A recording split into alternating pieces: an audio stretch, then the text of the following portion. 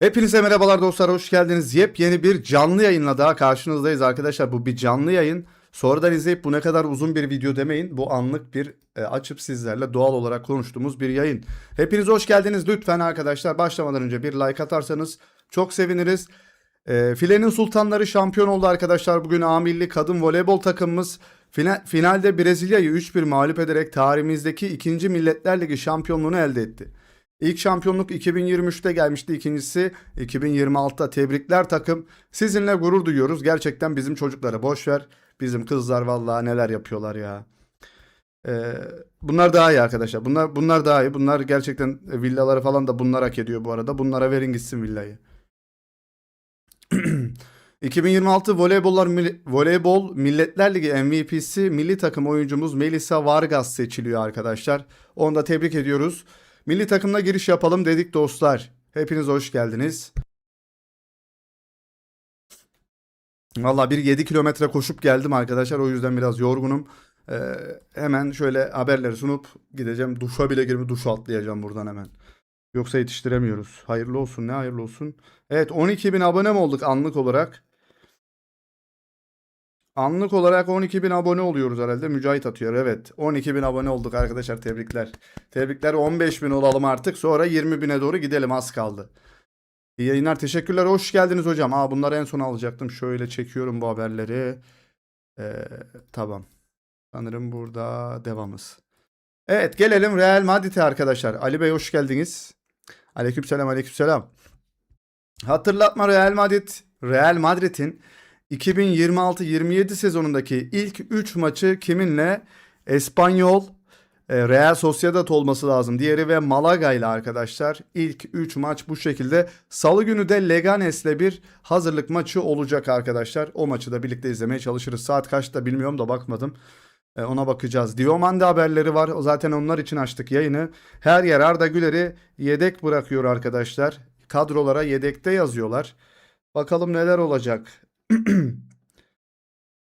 Sizce Arda Güler ilk 11 mi olur, yedekte mi olur? Yoksa sonradan gelip yine formayı alır mı? Ya her sene bunu konuşmak zorunda mıyız ya?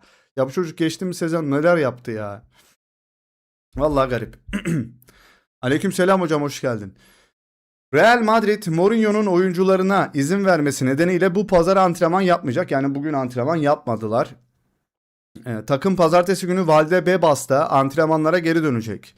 Antonio Rüdiger ve Denzel Dumfries Jose Mourinho'ya geri dönecek. Bir sonraki oyuncular olacak. Pazartesi günü Dumfries ile Rüdiger de katılıyor. Bakalım as oyuncular yavaş yavaş gelmeye başlıyor. Dünya Kupası'nda oynayan oyuncular gelmeye başlıyor arkadaşlar. İlk 3 maçı da söyledik. Jose Mourinho Real Madrid yönetimine ilk raporunu sunmuş arkadaşlar. Ne sunmuş, ne istemiş? Hücum hattında daha hızlı oyuncular lazım demiş Fabrizio Romano'nun haberi. Hücum hattında daha hızlı oyuncular. Zaten Vini hızlıydı. Mbappe hızlıydı. Rodrigo vardı ama Rodrigo falan sakatlandı işte onlar. Hızlı oyuncu dediler ve Diomande'yi aldılar. Gelelim o habere arkadaşlar. Fabrizio Romano'nun haberi. Red Bull Leipzig ile bu gece fil dişi sahilli kanat oyuncusu için 100 milyon euronun üzerinde bir bonservis bedeliyle anlaşma sağlandı. Ya 100 milyon euro ediyor Diomande. İş bitti diyorlar, bu transfer bitti diyorlar.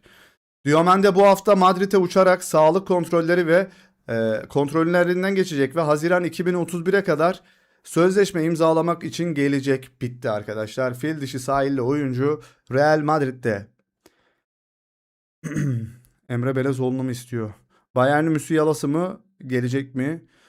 Bayern Musiala az önce Galatasaray yalanladı arkadaşlar o haberi. Birazdan geliriz, onu da aldım da yalanladı o haberi ya Galatasaray. Evet, bu tarihin en büyük kadro değişimi olabilir mi? Onun gibi bir şey sanırım. Cucurella, Dumfries, Diomande, Konate, Silva, Jose Mourinho ve Rodri de yükleniyor arkadaşlar, Rodri. Şimdi arkadaşlar şöyle gelelim. Cucurella okey. Kesinlikle bir devrim yaratır.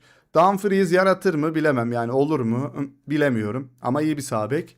Yan Diomande ee, tamam. Konate sil abi. Bernardo Silva'yı sil. Jose Mourinho sil. Rodri olabilir. Yani siz çok seviyorsunuz Rodri'yi, gelsin bakalım. Gel gel, bir sen eksiksin, gel. Sabri bile olur Trent yerine. Evet evet, ben bile olurum bu arada Trent'in yerine ya. Ben bile oynarım orada herhalde. 7 kilometre koştum mesela az önce. 7 kilometre koşarız ya. Son dakika Arsenal, Vinicius Junior'a kulüp tarihinin en yüksek maaşını sunmaya hazır. Hadi, hadi bakalım, olabilir. Olursa çok güzel olur. Yeni suratınla, yeni çenenle İngiltere'ye doğru gitmeni diliyoruz. Ona haftada 470 bin değil mi lan? 470 binden 470 bin eurodan fazlasını sunmaya istekliler. Mali konunun sorun olmayacağına karar verdiler.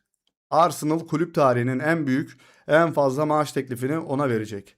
Kelebek İngiltere'ye uçuyor bir kelebek gibi. Selamlar Vini gider umarım demiş. Hoş geldin hocam bu arada. NYG Shadow sanırım. Son dakika Ajax Dani Cebalos'u transfer etmeyecekmiş arkadaşlar. Ellerinde patlama challenge. Onlar yarıştan çekildiler. Matteo Moretto'nun haberi, İtalyan gazetecinin haberi arkadaşlar. Ben gidersem Kenan'ı alın diyor. Kelebek Vini törpüsüz. Törpüsüz ne abi? Kenan tarihin en büyük, belki de hayatının en büyük şansını kaçırıyor bence arkadaşlar. Dünya Kupası'nda tamam sakattı vesaire ama iyi bir performans istiyordu ondan da kesinlikle. Orada bir şeyler yapmış olsaydı şu an Real Madrid'deydi belki de. Olmadı, kaderin cilvesi mi diyelim ki orada Messi Ronaldo gibi bile oynasa bence Kenan Juventus'u bırakmazdı. Yani garip bir çocuk o da. Bir şey diyemiyorum Kenan hakkında da. Ameliyat olmadı evet.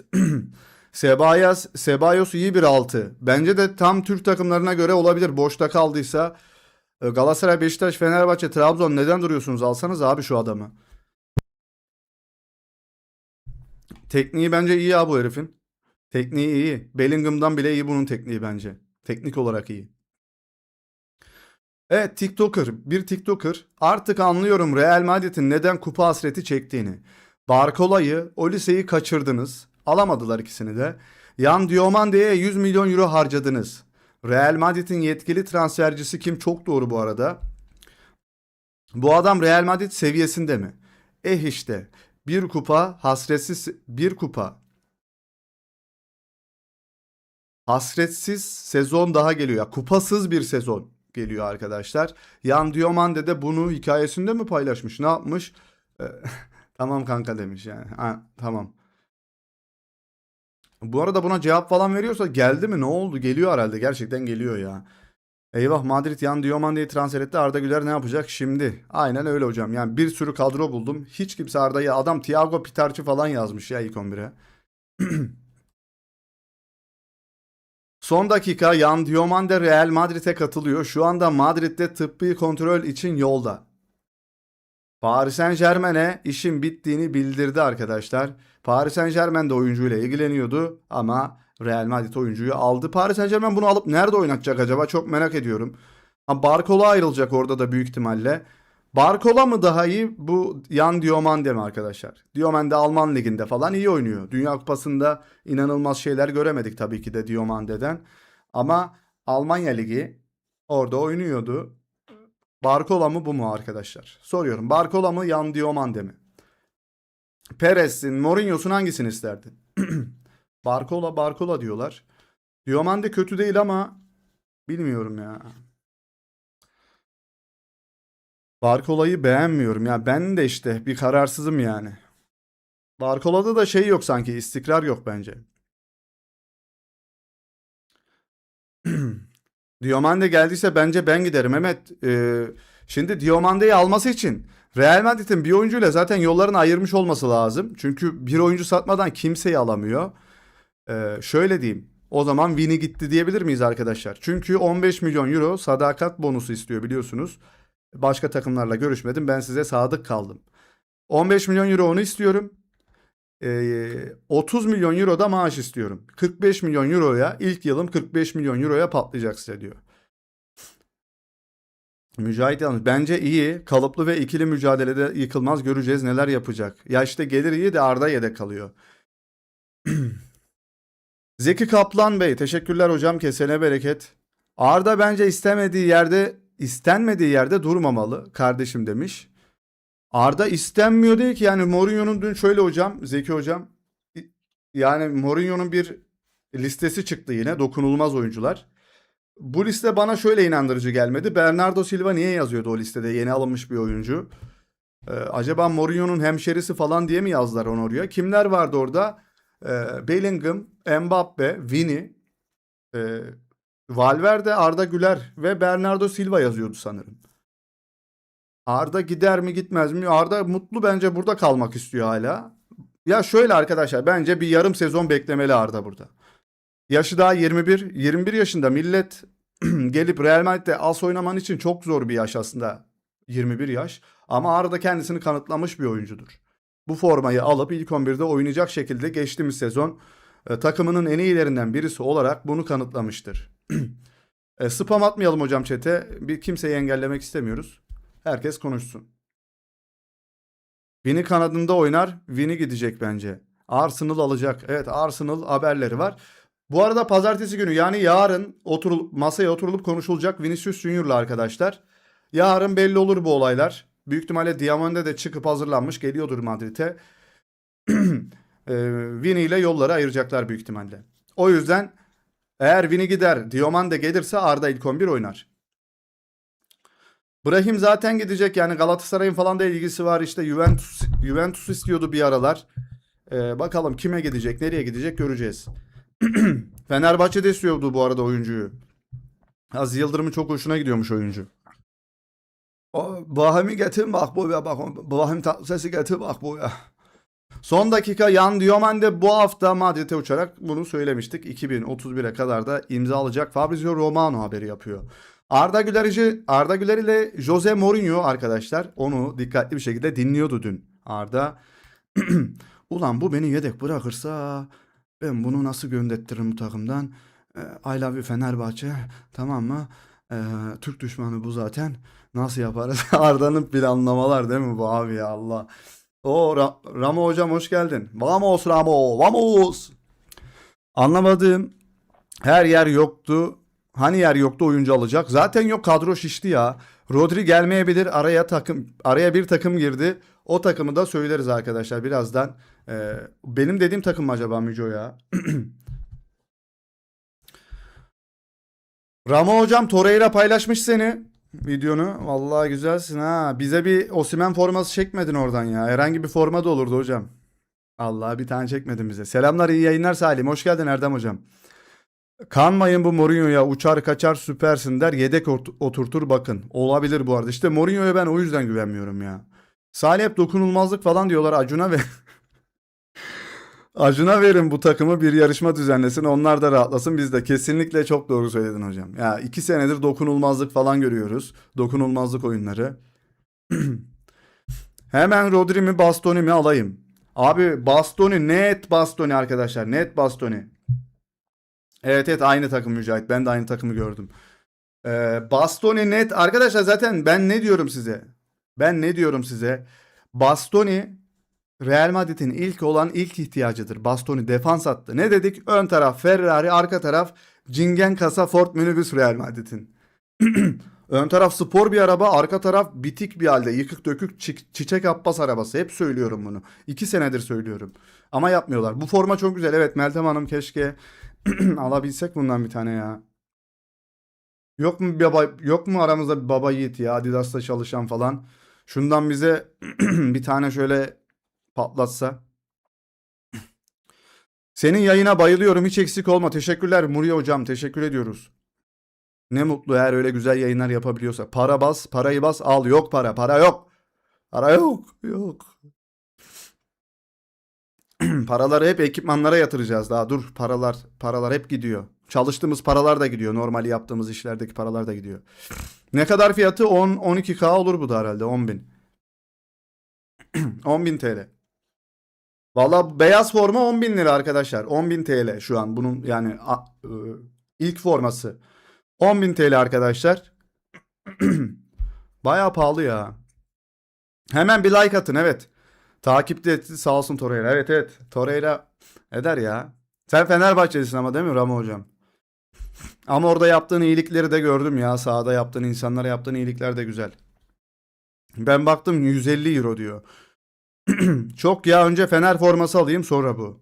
Valla bu forma alınır. Bu formayı ben büyük ihtimalle seneye alırım arkadaşlar.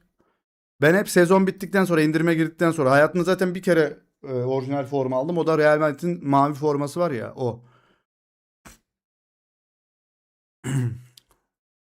Başlayalı çok mu oldu? Şükran abla hoş geldin. Yok, 15 dakika oldu. Salih, Arsenal alır mı Vini'yi? İnşallah. Ben de inşallah diyecektim. Avrupa'da 8100 TL bu yeşil. Valla ben göstereyim arkadaşlar. Şu formayı ben orijinal hayatımda aldım. İlk forma. Ben tuttuğum Türk takımının formasını hiç almadım hayatımda. Doğuşum hoş geldin. Şu forma arkadaşlar normalde 6-7 bin lira bir şeydi. 2300 liraya düştü, aldım mesela. Hiç, çünkü orijinal forma giymiyorum. Şu üstümdeki mesela pazar malı. Pazar malı ama bu forma çok özel ha. Bak ne yazıyor arkada. Şunlar da pazar malı ha bu arada. Bak şunlar da pazar malı. Bu formayı aldım arkadaşlar. Dokusu inanılmaz bu arada. Kardeşim yılan gibi. Satılık Salih Bakıran kokulu bir forma. Salih Dinyo kokulu bir forma. Aldınız baba bunu. 5'e bırakırım. Kokum var abi. Kokum sindi ya, Allah Allah. Sosyete pazarından ben de almıştım, iyiler. Pazarcı bir arkadaş var. Real'den önce o basıyor formaları. Sen, evet evet, ben bir forma almaya gittiydim öğrenciye, pazara. Öğrencime. Abi bir gittim, yeni sezon forması var ya şeyde. Real Madrid'in çıkmamış daha Adidas'ta falan. Cingen Kasa transitinde taşınmış o forma. Evet, doğru. Abibas. Takipçilerine küfür ederek büyüyemezsin. Kim bu lan? Kime küfür ettik? Arda Güler'e küfür et. Sen şey mi? Egzel misin? Sana sövmüşlerdi ya, sonuna kadar haklılardı burada sana sövdüklerinde. Arkadaşlar beni bir kötülüyor bu Egzel büyük ihtimalle. Bütün yorumların altına gidip bu Egzel herhalde. Sen benim takipçim falan olamazsın. Sen dış kapının köpeğisin büyük ihtimalle. Köpeksin sen. Buraya gelip de havlama o zaman. Seni engelleyelim buradan da. Senin gibi köpekleri istemiyoruz bu kanalda kardeşim. Arda düşmanı, Türk düşmanı, insanı istemiyorum bu kanalda. Gidin başka yerde avlayın kardeşim. Seni bu kanalda ömür boyu engelliyorum. Yeni hesap aç, onu da engellerim kardeşim. Ben işte biz Arda Güler yazdıramıyoruz hocam arkasına ya. Vallahi Türkiye'de yazmıyorlar arkasına isim. Ee, Yurt dışındaki mağazalarda yazdırılıyor sadece. Anıl Tekiner hocam hoş geldin. Katıl almış. Artık yeni stickerlarını da kullanabilirsin hocam.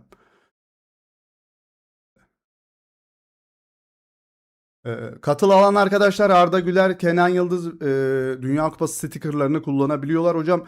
Onu bir kutlayalım ha. Birisi de süper chat göndermişti. Onu da kutlayalım hocam. Onu da kutlayalım.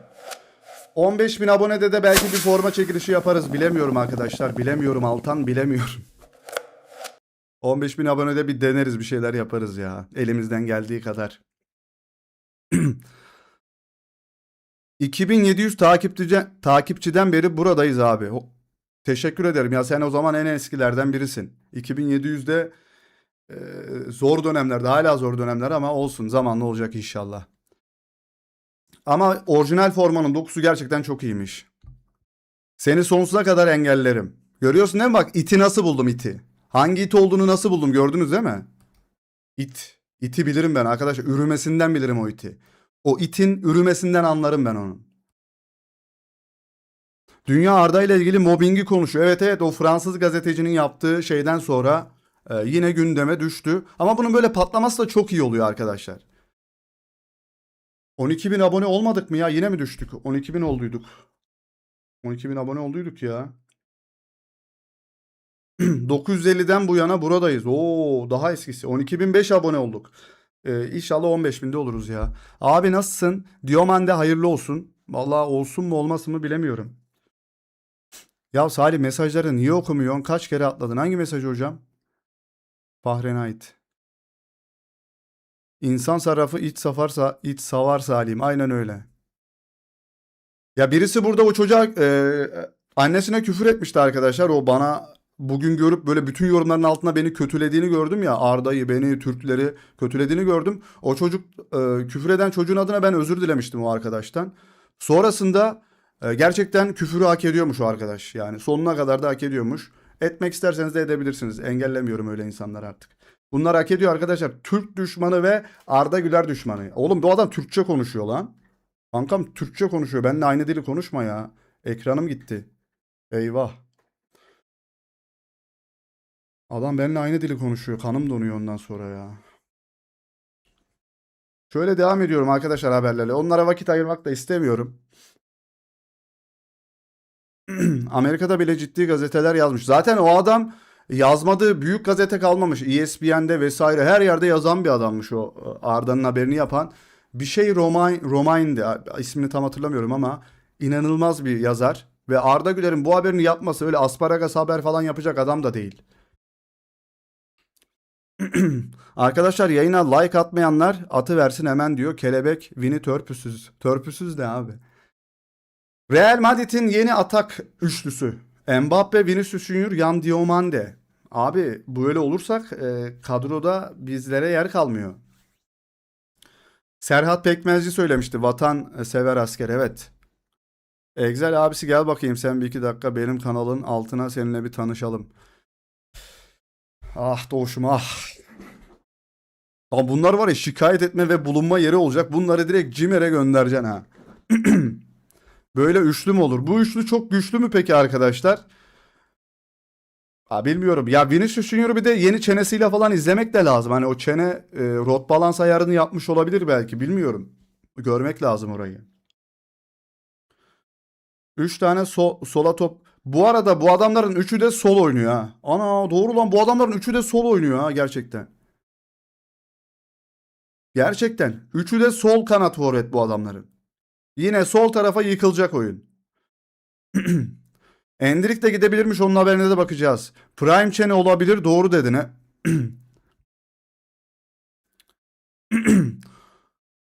Doğuş'um onu sen şeylerini almaya çalışsana ya Doğuş. Sen yapıyorsun öyle işler. O Excel'in şeyini bir açsana sen. Ben sana atayım linkini birazdan. Onu bir bulalım ya. Sola yığılma azmış gibi. Evet. Ben ne dedim yine sola çeker. Evet evet Şükran abla sen dün demiştin sola çeker diye. Evet Diomande iki kanatta da oynuyor ama normalde sol. Sağda ama ben mesela dün kliplerini izledim. Sağda çok oynuyor. Sağda daha fazla gördüm. Real Madrid'in Endrick'i satması ihtimaller arasında. ESPN'in haberi arkadaşlar söylediğimiz gibi. Abi Endrick de tarlası yanmış çiftçi oturuşu yapıyor burada. Bu nasıl bir tip ya? Ya Endrick böyle değil normalde oğlum. Bu çocuk böyle de olabilir ya. Evet, tarlası yanmış Endrick yine gözden çıkarılma durumu var ama Mourinho da herkesi istiyor. Tabii teknik hoca olsanız siz de herkesin kadroda bulunmasını istersiniz. Herkesi denemek istersiniz. Çünkü fazla alternatifinizin olması sizi rahatlatabilir bir yerde. Mourinho herkes kalsın, Vini kalsın, onu satmayın, bunu satmayın diyor. Yani onu satma, bunu satma da kadro şişti gerçekten ya. Rodrigo'ya ne oldu? Çaprazlar patlak durumda onun. O çaprazları düzeltecek işte düzeltiyor. Bakalım neler olacak. Endrick 20 yaşında çocuğu oldu. Vallahi ben 34 yaşındayım. Kız arkadaşım bile yok. Helal olsun ona. Rus çökmesi mi? Bu egolar Mourinho'ya, Alonso'ya yaptığını yapabilir mi? İşte o çok önemli. Onu nasıl yönetecek bilmiyorum. Endrick forma bulamaz gitmeli. Chelsea'yi geçtim Mourinho. Evet Chelsea'nin kadrosu da şişmiş durumda ya. As gazetesi ne diyor? Mourinho Vinicius. Kral transparan don çekilişi ne zaman? Hemen onu da 20 bin abonede yapacağız. Transparan deniz şortu. Dünya Kupası'nda kaçırdığı golden sonra şansı yok. Xabi Alonso Arda ile baş başa görüşecekti Chelsea için. Haberi olan var mı? Yok hocam. Vallahi öyle bir haber olsa sunmuş olurduk. Loverboy kimi? Bundan sonra Vini, Endrick, Rodrigo, Valverde bizim düşmanımız. Evet arkadaşlar yani gerçekten Fransız gazetecinin yazdığı isimleri bir yere not almak gerekiyor arkadaşlar harbiden. Kimdi bu isimler? Vini. Bak Vini dediğiniz adama yani sempatiktir. Arda'yı falan işte orta sahadan gol attığında işte şutu direkten döndüğünde orta sahadan bir tane daha vurmuştu ya direkten dönmüştü. O zaman falan böyle alkışlıyorlar falan ama arkadan nasıl kuyular kazılmış ya. Ve bu çocuk nasıl susup böyle o sezonun nasıl en iyilerinden birisi falan olabiliyorsun. Ya ben olsam stresten kalkıp gece 3.30'da kalkıp Bellingham'ın evine gidip onu joplardım orada ya tokatlardım ya. Gerçekten Allah helal olsun. İşte mental ve profesyonellik burada ortaya çıkıyor arkadaşlar. Mesela ben yapamazdım. Valverde'ye çok şaşırdım. Baba niye şaşırıyorsun? Zaten şöyle Ali hocam. Arda topu alıyor. Valverde topu alıyor. Arda'yı gördüğü anda sırtını dönüyor. Geçen sezon bunu kaç kez gördük? Bak ya Arda bu kanattan sağ kanattan koşuyor. Valverde orta sahadan topu aldı. Arda'ya doğru şu sırtı dönük topla beraber gidiyor. Arda'yı görüyor, geri dönüyor tam tersine. Evet evet, biz bu adamları söylemiştik ya Şükran abla, evet. Bütün maçları birlikte izledik zaten Şükran abla, yazıyorduk yani. Fransızlarla iyi, arası çok iyi, evet. Chouameni ve Kamavinga bu arada gerçekten Arda'yı çok seviyorlar. Ben hiçbir yanlışlarını görmedim, Arda'ya karşı yanlışlarını. Kim demiştik arkadaşlar? Ee, Valverde Vini tam çakal, hiç sezdirmediler. Evet, Vini özel. Mesela Vini Arda'ya çok hep pas atıyor falan diyorduk. Valverde Valverde iyi arkadaşı değil ya. Bir kez sadece evine çağırmışlardı. Orada bir mangal yapmışlardı. Valverde, Vinicius, Rodrigo, Endrick. Özellikle Brezilya tayfası sıkıntı. Mourinho, Vinicius nasıl yazmışlar ya? Vinicius gibi oyuncudan vazgeçmenin hata olacağını düşünüyor ve güçlü bir hücum üçlüsü kurmak için çalışıyor. Dembele, Mbappe ve Vinicius, arkalarında Bellingham. İşte arkadaşlar sıkıntı yani, anladınız mı? Mbappe, Vini, Diomande, Bellingham. Arda nerede oynayacak? Arda sinirlenip bir anda sahaya gir. Real Madrid 12 kişi olsun ya. Diskalifiye olsunlar ya. Çıkarın birisini. Çıkmıyorum bu sahadan de. Yap bir şeyler. Vini çaktırmaz çünkü Arda'nın pasına ihtiyacı vardı. Mbappe uyuyor mu bunlar olurken işte. Ulan Mbappe'ci mi olsak ya? Ne diyorsunuz? Mbappe'yi tutalım bari ya. Valverde ile Ibo iyi arkadaşlar. Arda'nın Brahim'i diyorsun herhalde. Hayır abi. Valverde de var listede. Fransız gazetecinin hazırladığı listeyi görmedin mi hocam? Yapma. Arda kiralık olarak İngiltere. Hocam spam atarsan ama böyle anlaşamayacağız seninle. Canım benim. Arda kiralık olarak İngiltere'ye gitmeli. Allah, neden gitsin ki? Bakalım, Vini giderse olabilir. Vini giderse Arda durabilir. Vini gitsin İngiltere'ye. Komple gitsin. Zaten Arsenal istiyor. Her neyse, konumuza dönelim. Mbappe, Diomande, Vinicius ve Bellingham. Ya şu Bellingham'ı 10 numaraya yazmak.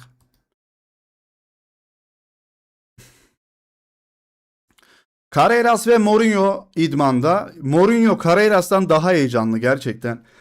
Yani şu oyuncularda böyle heyecan olmaması beni üzüyor ya. Ya ben Real Madrid'e gitmiş olsam, ya benim umurumda olmaz üzülmesi de yani şöyle rahat takılması. Ya ben orada olmuş olsam, tabii bu kadar para kazanınca insan değişir mi değişmez mi? O parayı kazanmak lazım. Bir kazanalım. Öyle bir para versinler bize. Değişir mi? Yani bir rahatlama gelir mi? Mesela Kenan'da ben o rahatlamayı görüyorum bu arada. Kenan Yıldız sözleşme uzattığından beri gol ve asisti yok mesela. Tam sakatlıklar girdi. Ya Kenan ya başarı peşinde değil, ya rahatlık peşinde, ya da bir şey istemiyor. Bir şey eksik yani Kenan'da ya. Bir şey eksik, ben onu bulamıyorum. Var mı bilgisi olan? Net yedek. Zaten yedek hocam. Doğuş Histeria benim arkadaşım Meltem Hanım'a çıkmış. Bir katıl üyeliği göndermiş. Doğuş'um kesene bereket. Meltem Hanım hayırlı olsun. Doğuş kardeşim teşekkür ediyorum. Eyvallah. Sağ olasın canım benim.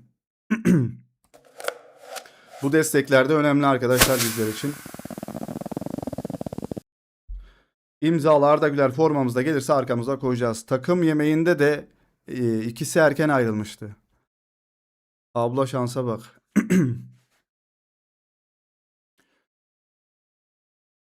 Evet, onu Alonso'ya karşı yapmışlardır. Yani Arda'ya garezleri yok. Çok evine gitti Valverde Arda'nın.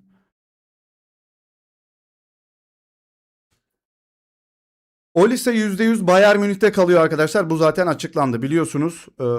Olise'yi alamadılar. Yan sanayisi Diomande'yi alıyorlar. Böyle bir Real Madrid ben ömrümde görmedim arkadaşlar. Şöyle diyeyim. Ee, Eskiden Real Madrid Beckham'ı, Cristiano Ronaldo'yu, Figo'yu ya Barcelona'dan Figo'yu alabilen bir takımdı. Bu transfer görüşmelerini yapan herif şu an kimle anlaştılar? Bir de Jorge Mendes'le anlaştılar değil mi bunlar? Yani Jorge Mendes Olise'yi falan alamıyorsa o da yaşlanmış. Bitmiş yani. Ama Olise gelse Olise daha sıkıntıydı. Ben size bir şey diyeyim mi? Olise 10 numarada da oynayabiliyor. Yani Real Madrid için iyi bir transfer ama ben Arda Güler'in orada bir Ferrari'nin üstünü böyle garaja koyup üstünü örtersiniz ya, orada böyle paslanır, kirlenir kullanmadıkça. Öyle olmasını da istemem. Bir tane oyuncumuz var arkadaşlar bizim Real Madrid'de oynayan Türk olarak ve bir şeyler yapabileceğini bildiğimiz, ondan emin olduğumuz bir tane oyuncumuz var. Başkası olsa onu da desteklerdik. Bir tane var, o yüzden kıymetini bilmek gerekiyor. Arkasında olmak gerekiyor. Ona sırtımızı da dönmemek gerekiyor arkadaşlar. Kötü oynasa bile yerden yere vurmamak gerekiyor ki çocuk nelerle uğraşıyormuş görüyoruz zaten. Vini'nin çene bonservisi almış, önden gitmiş Chelsea'ye. Ya sponsor olmuş olabilir Chelsea tabii ki de çeneye, onu bilemem. Ön ödeme gibi düşünmüş olabilirler. Zukkum'un pekini yesinler, Arda mangal yapmıştı onlara, aynen öyle. Olise otistik bence. Ah Kenan 2 olabilirdin. Kenan hayatının şansını kaçırdı hocam. Yani şu Dünya Kupası'nı iyi geçirseydi neden alınmasın ki? Salih, Arda Güler'e hainlik yapanlar dikkat ettim. Hepsinin başına bir şey geldi. Valverde dayak yedi. Vini çenesi yamu. Bellingham omuz ameliyatı oldu. Rodrigo ayağı sakatlandı. Endrick. Arda Paris Saint-Germain ya da Bayern'e gitse hepimiz rahatlayacağız. Vallahi ben yine diyorum arkadaşlar. Çok kötü bir Real Madrid dönemi ama Real Madrid treni bir kez gelir. Bak Endrick gitti, Lyon'da inanılmaz performans gösterdi. Geri geldi ama hala yeri net değil. Satılma haberi var. ESPN yazıyor haberi. Yani gidip Fanatik yazmıyor, Hakkı Bulut dergisi yazmıyor bunu. ESPN yazıyor haberi. ESPN'de çok ünlü haber sitelerinden bir tanesi biliyorsunuz. Ama Real Madrid'de bir curcuna var arkadaşlar. Her zaman vardı. Bir curcuna var ama kötü bir curcuna var. Yani böyle bir curcuna olamaz. Hep ikinci el malzemeler geliyor gibi Real Madrid'e. İşte Konate'yi alıp defans sorununu çözdüğünü falan zannediyor bunlar. Yani 65 numara ayağı olan bir adam, zaten koşamayan bir adam. Olmaz abi bu adamla. Konate Dünya Kupası'nda gördük. Bitmiş abi. 50'lik motor gibi koşuyor. Endrick satılır, Real oyuncusu değil. Çok iyi oyuncu ama Real seviyesine bilemem. Ama şunu söyleyebilirim. Kesinlikle bak, Türk olduğum için değil arkadaşlar. Arda Türk olduğu için söylemiyorum. Milli takım oyuncusu olduğu için söylemiyorum. Arda Brezilyalı da olsaydı, ben Real Madrid'i izliyor olsaydım şöyle derdim arkadaşlar. Ya da Galatasaray, Fenerbahçe, Beşiktaş'ı tutuyorsam şöyle derdim. Lan bunun gibi bir oyuncu bizde yok. Bunun gibi bir adam lazım bize. İşte Paris Saint-Germain'in taraftarı olsaydım, benim takımda bunun gibi bir oyuncu yok. Pas atabilen, böyle kilit pas atan. İşte otobüs çekilmiş takımlara karşı arkaya net pas atabilen. Yani koordinasyonu böyle gerilmiş, koordine edilmiş bir top gönderiyor oraya. Bir füze gönderiyor arkadaşlar. Güdümlü bir füze gibi gönderiyor sanki. Direkt ayağının önüne düşüyor ve top orada sekmiyor. Ölüyor. Önünde top ölüyor adamın. Öyle bir adam. İsterdim yani ben böyle takımda bir adam olsun. Arda buradan giderse, Arda kaybetmez bu arada ama bir daha gelemeyebilir Real Madrid'e. Real Madrid kaybeder. Bu çocuk 21 yaşında böyle şeyler yapıyorsa, siz bu çocuğun 24'ten başlayıp 30'a kadar neler yapabileceğini bir hayal edin. Real Madrid böyle bir adam bulabilir mi bilmiyorum. Salah kesinleşti mi? Kesinleşmiş olabilir. Bu haberleri diğer kanalımda yapıyorum arkadaşlar. Türkiye Ligi'ni Salih Dinyo Futbol kanalında yapıyorum arkadaşlar. Bugün de bir transfer videosu attım. Tamamen Türkiye içerikli. Türkiye'deki transfer, Fenerbahçe, Galatasaray, Trabzonspor, Beşiktaş, hepsini baz alan transfer videoları yapmaya başladım. Orada da Süper Lig'e gireceğim. Burası Real Madrid, Kenan Yıldız, Juventus. Oraların haberi olacak. Yine oranın kanalı olacak. Çünkü yavaş ilerliyoruz. Sadece tek bir takımla, tek bir oyuncuyla olmuyor arkadaşlar. Arda'ya desteğe devam burada. Orada da Süper Lig'e girmek durumunda kaldım. Hiç istemiyordum ama YouTube'da biraz yükselmemiz için bu gerekiyor. Mecburum buna. Yapacak hiçbir şey yok. Evet, Can Uzun'da Trabzonspor maçı vardı. Onu da izledik biz bugün. 3-0 mı bittiydi ya Müco? Temiz kalpli kardeşimiz burada belli. Peki Arbeloa Arda'yı ilk 11'de bu ekibe rağmen nasıl oynattı? Başka oynatacak oyuncusu yoktu bence. 3-0 bitti maç. Can Uzun gol atmadı ama. O kanalın linkini de chat'e atabiliriz bu arada Mücahit. 257 kişiyiz. Like'ımız çok az. Bir like atarsanız burada da çok güçlü olmak istiyoruz. Bu kanalın ben Aslında ben Süper Lig'e hiç girmek istemiyordum ama bu kanaldan gidelim istiyordum. Ama buna mecbur kaldım. Şu like'lar uçsa zaten her şey güzel olacak ama olmuyor. Pitarç oynuyordu bu takımda. Evet yani Pitarç'ın oynadığı yerde bırakın da Arda Güler hep ilk 11 oynasın yani. Doğrulandı, Real Madrid şimdi Rodri'yi transfer etmek için çalışıyor. O da geliyor. Herkes geliyor. Herkes geliyor. Giden yok ama takımdan giden yok. Ama bu arada kesinlikle katılamazlar. Oyuncu gitmesi lazım. Ve şey yazmışlardı dün. Acı veren ayrılıklar olacak diye Real Madrid'de. Acı verici ayrılıklar. Mecbur bak, adamın kurduğu kadroya bakar mısın ya? Mesela bak, bu Excel olabilir mesela bu. Şu az önce vardı ya, milleti galeyana getiren. O olabilir mesela, bak, bu kadroyu yapan. Aynı onun gibi kör gözünü. Mbappe forvet, Vinicius, Bellingham, Diomande üçlü yan yana, Rodri ve Pitarch. Allah Allah. Kardeşim sen özel birisin, özel biri misin yani? Nigi? Özel bir durumun varsa eleştirmeyeceğim. Kukureya, Harrison, Chouameni stoper. Ha, Valverde sağ bek. Arda Güler niye kalede değil mesela? Öyle bir kadro yapmışsın ki. Ya Ezel'in kör annesi bile böyle dokunarak bulur şu kadroyu yapar ama yapamamış. Korkunç bir kadro. Ağlıyorum yani. Kanım dondu şu kadroyu görünce ya. Kan dondurucu bir kadro gerçekten. Ballon d'Or'un Arda açıklaması iyi bir yolda olduğunu gösteriyor. Evet. Ya koskoca Ballon d'Or açıklama yapıyor hocam ya. Ama Tchouaméni stoper olarak adam döver. Excel vitamini alıp gitti mi yine? Vereceğim ben ona vitamini. Her gün sabah öğle akşam vereceğim. Süper Lig kanalım. Evet arkadaşlar, Süper Lig kanalı orada. Artık oraya giriş yaptık. Linke tıklayıp oraya da abone olursanız, videoları izlerseniz özellikle çok mutlu olurum. Ezel'in annesi senden iyi görüyor. Benden mi?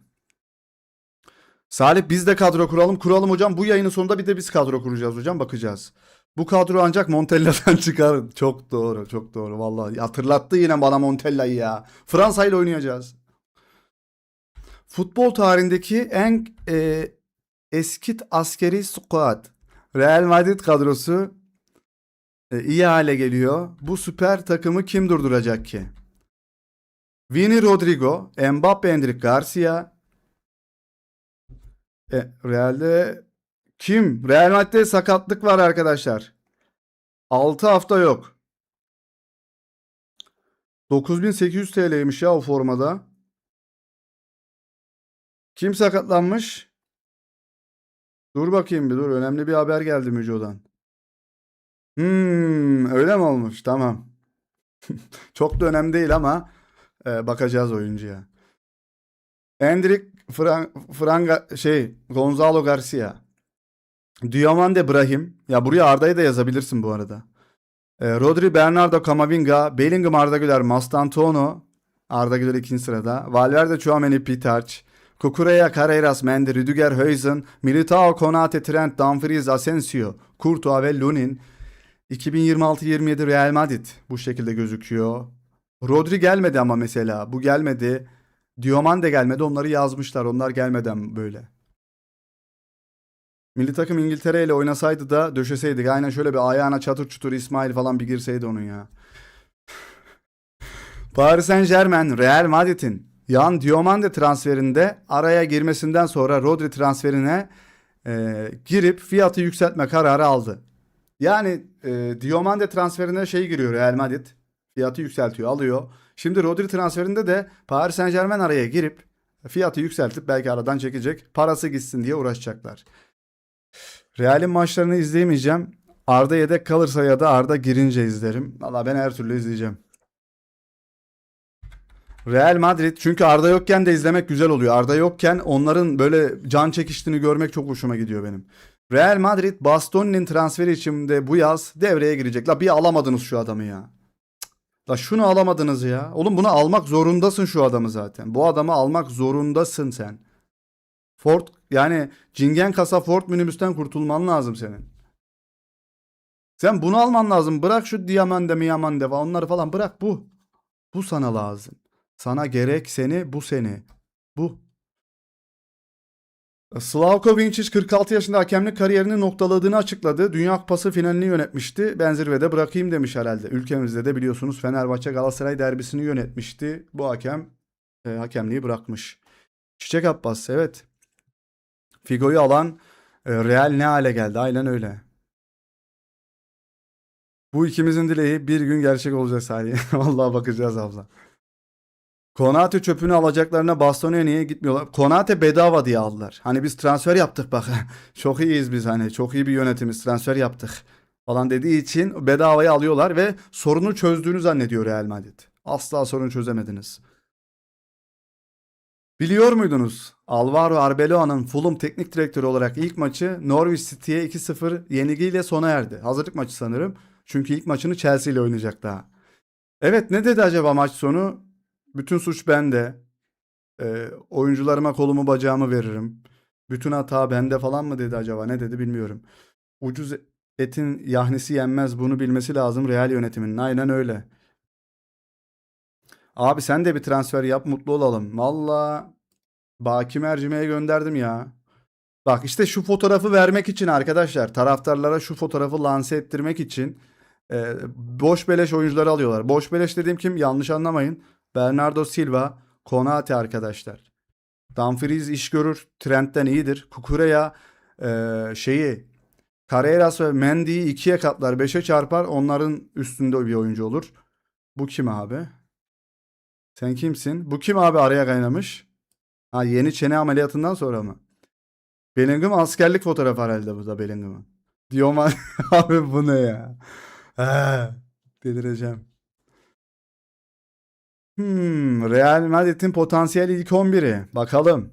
Vinicius Junior, Mbappe, Diomande, Bellingham, Valverde ve Bernardo Silva. Hmm. Kukureya, Konate, Rüdiger, Dumfries ve Courtois. Kardeşim, göz doktoruna gitmeni rica ediyorum lütfen. Kelebek, Salih Ester'i transfer edecek. Yok. Abi çok korkunç o adam. Kim gece rüyama gelecek? Her hıyardan cacık olmaz gibi, evet. Zabıta Jude Bellingham Dünya Kupası'ndan sonra kız arkadaşıyla tatil. Abi bana şu kolyenin anlamını söyleyebilen var mı? Neden bir firmanın şeyini takıyor, kolyesini bu arkadaş? Real Madrid 2026-27 Şampiyonlar Ligi'ni ve La Liga'yı en az 2 yıl üst üste kazanacak. Ya Real Madrid taraftarlarının şöyle kurduğu hayaller beni bitiriyor ya. Dünya buna hazır değilmiş. Ha, Arda varmış. Evet, özür diliyorum. Özür diliyorum. Arda varmış. Arda varmış. Evet. Evet. Allah, kadroda Arda varmış. Özür diliyorum. Gerçekten özür diliyorum. Arda hırsından 10 kişi ben kolye görmedim ayda hocam.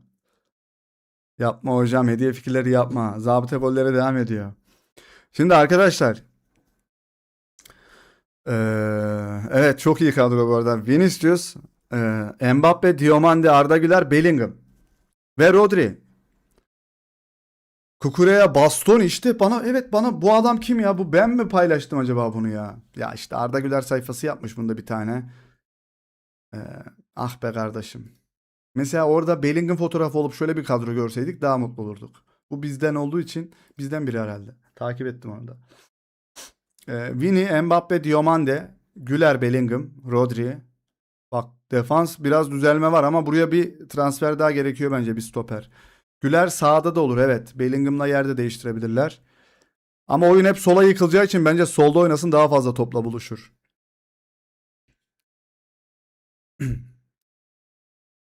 Kaptan yok. Evet, mesela Valverde yok, anladın mı? Kaptan yaptıkları adam yok. Ama mesela geçen sezonda Carvalho kaptandı. Ama yedekti. Forma aslanın ağzında çok... Abi aslanın ağzında değil, midesinde de değil, ta kuyruğuna kadar gitmiş o forma. Kuyruktan alacaksın. Kuyruğun içinden alacaksın ama. Kuyruk yağının oradan. Sıkıntı.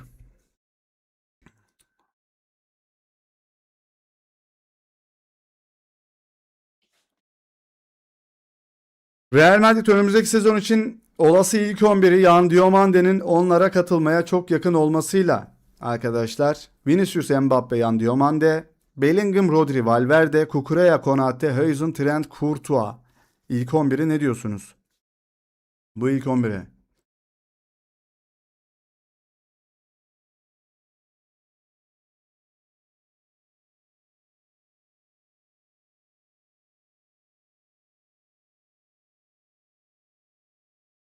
Arda gelen transferlerden sonra 11 şans sence ne sence? Sonuçta Türk pasaportu var ve antrenör Mourinho. Sıkıntı zaten işte bunu bilemiyoruz ki. İlk resmi maçı görmek gerekiyor. Hala yaratıcı oyuncu yok. Arda hariç 2-3 maç yenilsinler tutuşur Arda'ya atar gene teknik ekip. Mourinho ya biz...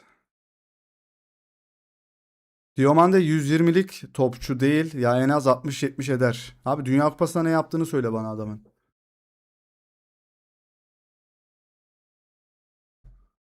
Fulham teknik direktörü Alvaro Arbeloa eski öğrencisi Gonzalo Garcia'yı Fulham'a getirmek istiyor. Abi bu da bir aydır istiyor abi. Şu adamı verin, şu adama gitsin bak. Şu Gonzalo'yu verin. Gitsin yoksa ya. Real Madrid'in beklentisi 50 milyon euro. Felix Diaz'ın haberi arkadaşlar. Yani benim düşüncem ilk maçı görmek gerekiyor. Mourinho'yu çünkü kestiremiyorum ben hocam. O konuyla ilgili Mustafa Bey. Kestiremiyorum.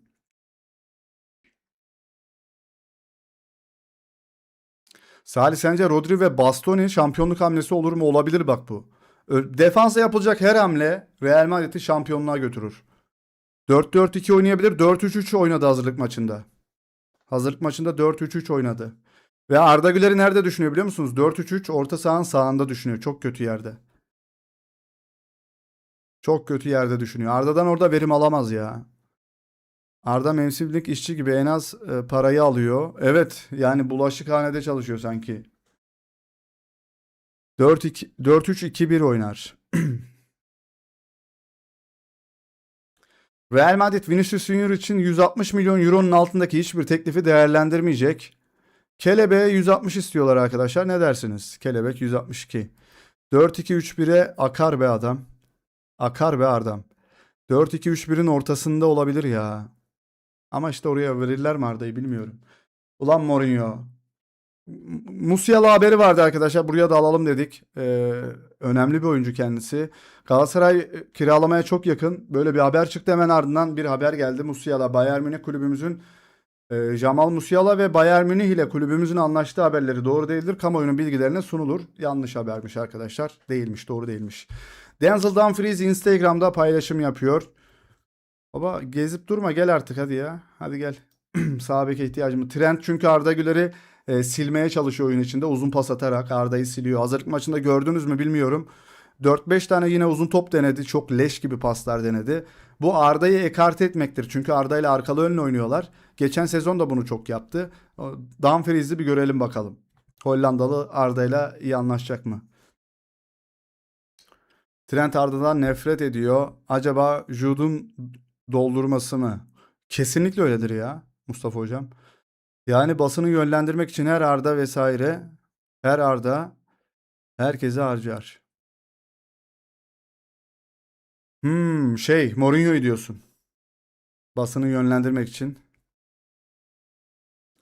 Son dakika Manchester United Tchouaméni'ye hayranlık duyuyor ve onun Madrid'de mutlu olduğunu biliyor. Ancak kulüp de artık istenmezse ayrılmaya açık olacağını düşünüyor. Maaşı ve transfer ücreti herhangi bir anlaşma için en büyük engeller olurdu. Ancak oyuncu United'da oynamaya açık. Tchouaméni gitmesin ya bence. Bilmiyorum yani Arda'yı böyle seven herifler de gitmesin ya. Rodri gelirse gider. Rodri gelirse evet gözden çıkabilir. Ama Kamavinga falan zaten yedek bu arada. Mustafa Zabıta'nın yalakası Trent. Diğeri de boştan Tono net onun adamı ya. Bellingham'ın adamı. Bu Arda ile iyiydi. Bu kadroyla Şampiyonlar Ligi'ni tekrar 3 kez üst üste kazanamayacağımızı mı söylüyorsunuz sizler? Vini, Mbappe, Diomande, Bellingham, Rodri, Valverde, Cucurella, Militao, Bastı. Kardeşim burada patladın bak. Şurada patladın ve şurada patladın. Militao, Bastoni, Trent ve Courtois ilk 11'i geldi. Gerçekçi konuşursak bu Real Madrid takımının Şampiyonlar Ligi'ni 3 kez üstü. Abi bak hep bunu yazıyorlar ya. Ha evet evet yine Arda varmış. Tamam özür diliyorum.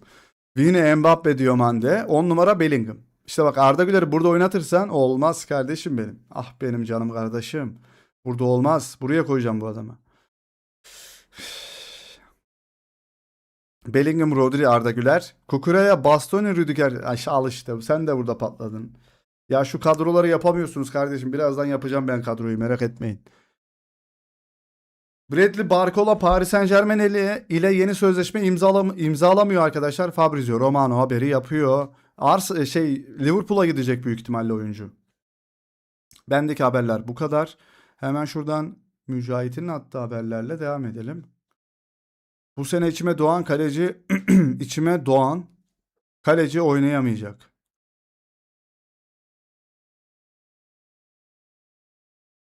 Anlamadım. Paris Saint-Germain bu haberi söylemiştik. Şöyle hemen atlıyorum bu haberi. Paris Saint-Germain Yan Diomande transferinden vazgeçtik. Talep edilen bonservis bedeli ve maaş beklentileri piyasa dengesini bozucu niteliktedir diyor. Yani arkadaşlar bozucu değerde hani piyasa değerini bozuyor diyorsun da senin takımın da çok pahalı bir takım aslında. Kurtuğa sakatlanacak. O zaman işte nanay. Sıkıntı. En önemli parçalarından biri Kurtuğa biliyorsunuz şeyin. Bu kim ya? Musiala'nın şeyi herhalde bu arkadaşlar. Menajeri Musiala kalıyor elbette haberler asılsız diyormuş o da. Yalanlamıyor. Herkes yalanlıyor. İki tarafta. Evet sakatlandı dediğimiz olay o futbolcu buymuş. Thiago Pitarch 6 hafta sağ dışı. İlk antrenman seansında dizinden sakatlandı. Öyle mi olmuş? Çok geçmiş olsun kardeşim. Doğrulandı. Real Madrid Vinicius Junior'u durumunu hızlı bir şekilde çözmek istiyor. Ya yeni sözleşme ya da satış. Sezon boyunca bu hikayenin uzamasına izin vermek istemiyorlar.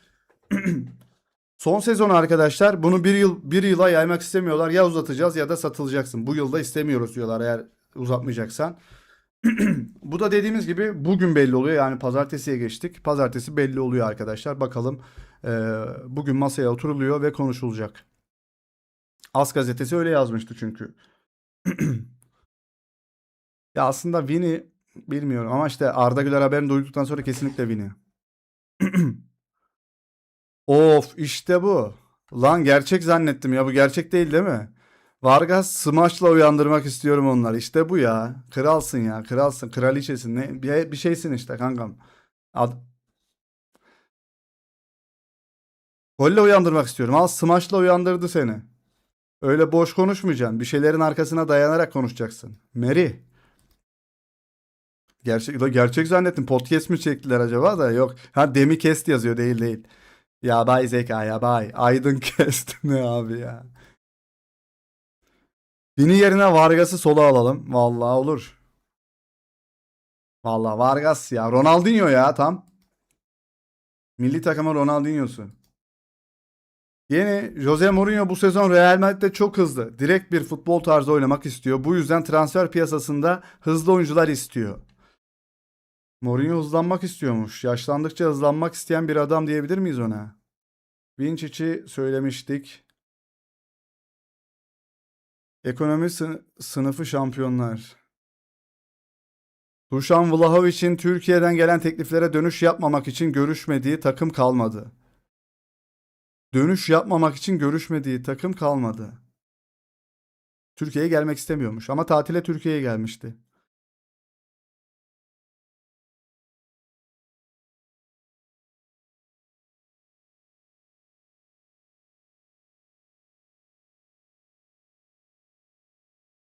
Hız istiyorsa Arda yedek. Arda'nın hız olmasına, Arda'nın çevresinde hızlı oyuncuların önüne pas atabilen bir oyuncu olduğu için hiç o konuda sıkıntı duymuyorum ben ya. Arda da duymamalı. Ama hızlanmalı da tabii ki de. Sana göre Dünya Kupası'ndan sonra Ballon d'Or'u kim hak ediyor? Bonmati. Bu kim ya? Bu da futbolcuydu herhalde. Omen Tanrım. Bu zor bir soru. Bakalım ben Ballon d'Or'u Rodri'ye verirdim. Başka kime olabilir? Messi'ye neden olmasın? 39 yaşında Dünya Kupası'nda gösterdikleri için biraz da olsa hak ediyor. Kardeşim çık ya. Kapatıyorum seni ya. Hadi. Rodri'nin eşi falan mı bu? Kim abi bu kadın? Ballon d'Or alan kadın futbolcu değil mi? Hemen onun elinden de alın o kupayı. Ödülü. Son dakika Real Madrid Gonzalo Garcia'yı önümüzdeki günlerde satacak. Karar alındı. Eyvah gidiyor adam. Gidiyor. Rodri Kıps.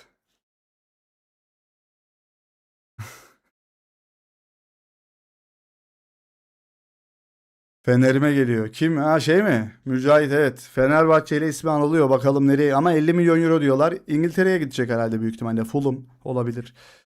Bence Ballon d'Or max 3 tane alınmalı. Fazlası gereksiz gibi. Arbeloa yakala gidiyor. Evet, Arbeloa alacak herhalde. Semih Kılıçsoy bundan daha iyi. Evet, geçtiğimiz sezon bir hat-trick'i vardı sadece. Başka da bir şey göremedik sanki ya. Gonzalo gelsin. TSM Onaçu yanında iyi olur. Olabilir. Neden olmasın? Boştan Tono'yu verelim hocam size. Mastan Tono'yu isteyen var mı? Fenerbahçe, Galatasaray, Trabzon. İsteyen var mı? Elimde çok iyi bir oyuncu var. Maradona vari. Duran top uzmanı. İnanılmaz bir oyuncu olduğunu düşünüyoruz. Ee, hemen satabiliriz. 15-20 milyon euro istiyorum bu oyuncuya. Var mı isteyen takımına? Fenerbahçeliler, Galatasaraylılar, Beşiktaşlar, Trabzonsporlular. İstiyorsanız hemen gönderebiliyorum bu oyuncu. Hayır mı? Ama çok iyi. Eminem'e falan benziyor. Çenesinde gamzesi var. Hemen satarım. Taze çocuk 18-19 yaşında. Kalsın kutumuza gidelim. Hocam satıyorum. Hadi 15 bin. 15 milyon euroya kadar indim. İstiyorsan hemen gönderiyorum. 7-5 veriyorum. İyi rap yapar. Hocam 7-5 biraz az kalır. Onu 10 yapalım. 2'ye katla başkasına. 2'ye katla başkasına ver ne abi kop. Bağırttı ya gerçekten. Boştan tona burada oynayamaz. Abi seyyarlık yapmaz. Zabıta var. Eyvah. Eyvah. Zabıtaya mı yakalandık? Zabıta Bellingham. Eyvah eyvah. Zabıta vardı oğlum. Nasıl yakalandık biz bu adama ya? Ben Zabıta Bellingham. Yayını beğen. Yoksa jopumun tadına bakarsın. Oğlum söylesenize ben burada zabıta olduğunu bilmiyordum ya. Vallahi bilmiyordum. Oğuz Aydın daha iyi. Geç kaldın mı? Vallahi geç kaldın çünkü 57 dakika olmuş. Birazdan da kaçarız zaten.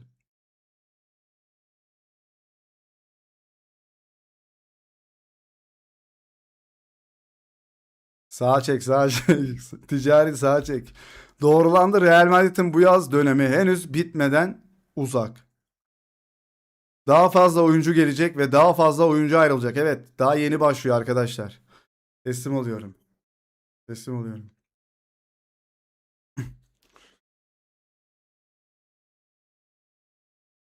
Transfer sezonu yeni başlıyor arkadaşlar. Bakalım kimler gidiyor, kimler kalıyor ve acı verici, acıtan, acılı transfer yani göndermeler olacak, takımdan ayrılmalar olacak. Şu ana kadar Rafael Leao menajeriyle en somut görüşmeleri yürüten kulüp Beşiktaş. Allah Allah. Oğlum nasıl lan Beşiktaş? İmkanı yok gibi geliyor bana.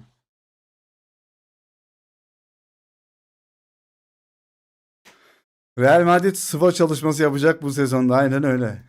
Levent Ümit Erol, Rafael Leao transferinde Fenerbahçe masadaysa Fenerbahçe alır. Ya karıştırma buraları Müco. Vallahi kanalı Fenerbahçe sayfasına çevirmeye çalışıyor Müco ya. Fener anlaştı sanırım. Olabilir ama iyi oyuncu ya. Kim alırsa gerçekten katkı sağlar. Serdal Başkan'ın bütün tuşlara basıyor. Salah gelecek abi şeye Beşiktaş'a durun. Beşiktaş gömü buldu herhalde açtı keseyi. Vini giderse üçlüye kim gelir onun yerine? Diomande geliyor. Leao serbest kalır Türkiye'ye gelmez. Sezon bitince tüm sağlam takımların kadroları bir videosu gelsin sahip bir ligi okuyalım. Bizim Türk takımlarının onu diğer kanalda yaparız. Orada da bir yayın açarız bu arada. Ne diyorsunuz orada bir yayın açalım mı arkadaşlar? Bir tane de orada bir yayın açalım mı Türk takımlarıyla ilgili, bizim ligle ilgili? Yapabiliriz belki bir gün. Avrupa'nın en iyi 5 liginde 2025-26 sezonunda tamamlanan en fazla take on. Real Madrid gelecek sezon ilk 6'nın 3'üne sahip olacak. Take on almak, üstüne almak. almak 10 üstünde take almak take on. İngilizce yardım. İngilizce yardım. Take it. Üstlenmek. Neyi üstleniyorsunuz? Adam geçme. Başarılı dribbling. Niye dribbling yazmıyor burada? Çok can sıkıcı. Kenan nerede? Ha, Kenan varmış, tamam. Kenan'ı görmeyince bir şey oldum. Kenan patladıktan sonra Lamine Yamal'ın falan önündeydi arkadaşlar. Taksim. Taksim. 133 başarılı çalımla Yamal. Sonra Diomande geliyor. Vinicius Junior 87. Doku 84. Mbappe 78. Kenan 78. Kenan sezonun yarısını sakat oynadığı halde Vinicius Junior'la neredeyse aynı. Bütün sezon her maçta oynayan, 90 dakika oynayan Vini 87 başarılı çalım. Başarılı çalım dediği de işte köy yılanı gibi çalımlardır kesin. Tanrım. Evet. Şu anketi de bir bitireyim arkadaşlar. Ankete ne cevap verdiniz merak ediyoruz. Like ata niye az cevap verdiniz? Bu arada cevaplar çok eşit lan. Anket çok eşit arkadaşlar. Arda Güler'in durumu ne olur? Net ilk 11. Yedek kalır. Like at. Kenan ayrılabilir. Duyumlar var. Yok. Kenan hem yüvede kalıyor hem de sakatlanıyor. Git artık abi, vallahi Salih yakandan tutup getirecek. Vallahi ben pasaportum falan olsa bir pankart açardım oradan. Real'e git. Come to the Real Mardin falan yazardım. Öyle delilikler yapardım. Kralsın, kraliçesin, hediye fikirlerinin yayın ta şeyden başlıyor. Benim doğumdan başlıyor. Kadroyu unutma Salih. Evet, kadro vardı. Hemen hatırlattın bak. Kenan Chelsea'ye gitmeli. Abi Arsenal istedi, göndermedi, gitmedi ya. Bu sezon başında istedi. Transfer sezonunun başında. Resmi teklif ha.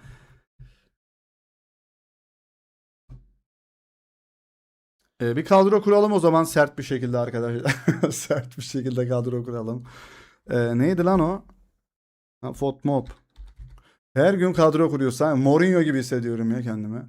Nasıl tazminat alınır kadrosu kurayım mı size? Bir tazminat nasıl alınır? Kimle alınır?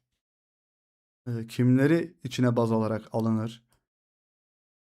Kenan Paris Saint-Germain. Oo, Diomande'yi alamadılar, oraya mı diyorsun? Hemen o habere de geleceğiz. Şu kadroyu kuralım. Kenan Paris Saint-Germain haberi varmış. Haberi al Müjo'dan. Malaga'ya yenil direkt tazminat. Fener'e mi yoksa Mücahit? Kenan'ım daha iyilerine gidecekmiş. Son kez beni koy o kadroya yeğen. Vinicius Junior'ın şeyi var arkadaşlar. Beni kadroya koy diyor. Koyayım mı? Kendisi chatte. Vini gelmiş chatimize.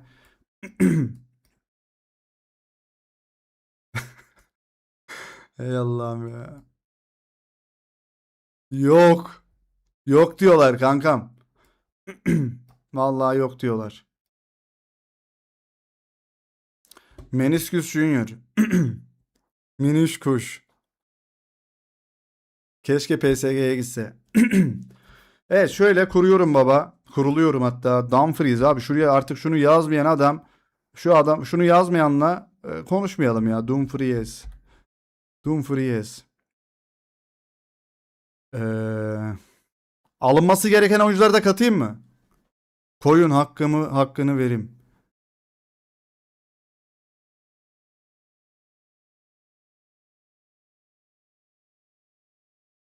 Kukureya'yı koyalım. Hadi Vini'yi yeni çenesiyle beraber son kez bir koyalım. Kat Rüdiger dedesi emekli olur. Tamam. Baba buraya hemen Bastoni'yi alalım abi. Bastoni gel buraya. Sert bir şekilde geldim buraya. Buraya kimi almıştık? Ha, buraya kim vardı? Ana oğlum, buraya bir defans daha lazım normalde ya. Ya diğerleriyle sıkıntı gerçekten. Neyse, Rüdiger yazalım. Rüdiger de sıkıntı ama. Hadi bakalım, şöyle yazdık. Ee, baba buraya ben Arda'yı benim kadromu yapıyorum. Benim kadrom normalde bu olur.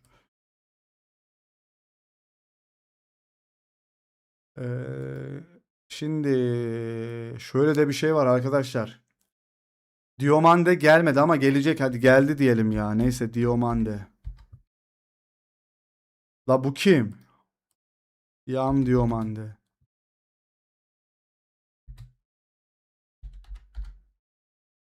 Heh.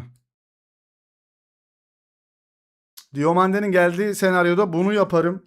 Ya da abi işte Rodri de gelirse sıkıntı yaşıyoruz bak. Rodri de var. Yani yine de benim kadroyu kuruyoruz, tamam, benim kadro arkadaşlar. Ben böyle oynatırım. Ben böyle oynatırım. Hatta normalde oynatmam şunu da o kadar da abartmayalım. Oynatacaklar çünkü her türlü. Ben böyle oynatırdım net. Ama Mourinho Arda'yı burada düşünüyor arkadaşlar. Arda'yı burada düşünüyor ve burası çok sıkıntılı bir yer. Yani çok sıkıntı yaşarız burada. Hatta şöyle düşünüyor. Şöyle düşünüyor Arda'yı. Şöyle solda düşünüyor. Ha, böyle olursa da bilmiyorum ki ya nasıl olur.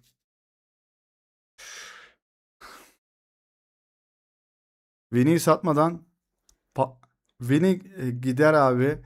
Hadi Vini'yi sattık. Satınca Rodri'yi çektim ben buraya. Baba bu ikisini çift forvete döndürdük. Ne diyorsun? Mbappe sol forvet. Burası sağ forvet oynadı. Orta sahayı üçledim bir anda. Üf bak böyle bir şeyler olabilir. Bak bak bak nasıl yaptım. Bak bu kadro işte. Budur ya. Bence budur abi Real Madrid. Ne diyorsun? İş çıkar mı şu kadrodan? Bak. Vini'nin gittiği hesapta Vini'nin gittiği hesapta bu oluyor arkadaşlar. Diomande solda oynayacak. Ama Mbappe oynar ya. Kesici yok. Kaptan devam et. Dolduğunu 4-1-3-2. 4-1-3-2. Ben öyle yaptım, evet. 4-1-3-2 yaptım ben. SS aldım ama Rodri güven vermiyor. Bir de Valverde, yani buraya başka kimleri alabiliriz? Transfer istiyorsan eğer yani kim olabilir bilmiyorum arkadaşlar. Buraya bir defans daha öner. Keşke şuraya bir de Saliba'yı alabilseler defansa. 4-5-1. 9-10. 4-5-1. Bence bu güzel ya. Bu toparlar bence. Yani sonuçta şu adam şu araya girer. Şu adam şu araya girerse böyle defans dönüşünde böyle olabiliriz. Defans dönüşünde şöyle olabilirler. Böyle karşılayabilirler.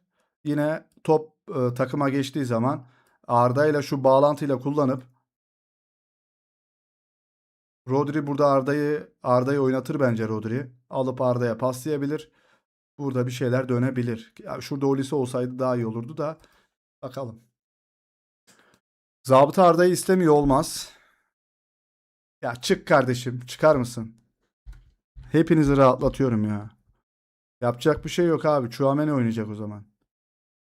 O da çok kötü oynar orada ya.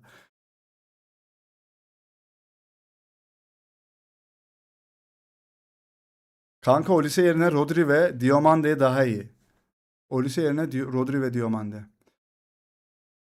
Diomande solda. Abi Mbappe solda daha iyi performans gösteriyor bence. Böyle oynar diyorsunuz. Çift forvete döndüreceğiz.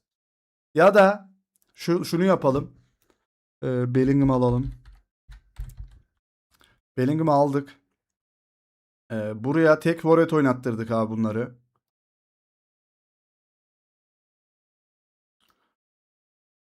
Valverde kanatta iyi oynar bu arada. Hızlı koşuyor çünkü. Şöyle bir bağlantı kurulabilir burada. Ne diyorsunuz?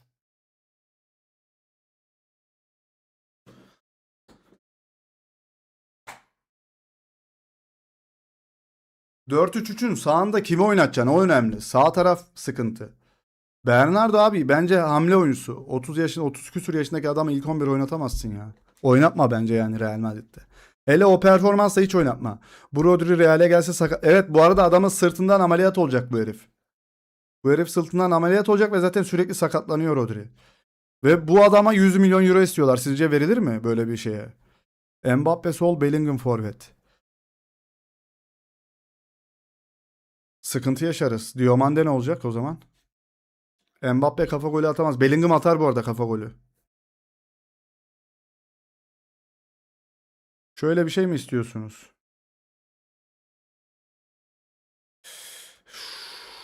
Sıkıntılı olur böyle ya. Ben size bir şey diyeyim mi? Diomande'yi sağa çeksek. Arda Güler bu olayda solda oynar ama. 4-3-3 istediniz. Hadi bir de 4-3-3 deneyelim.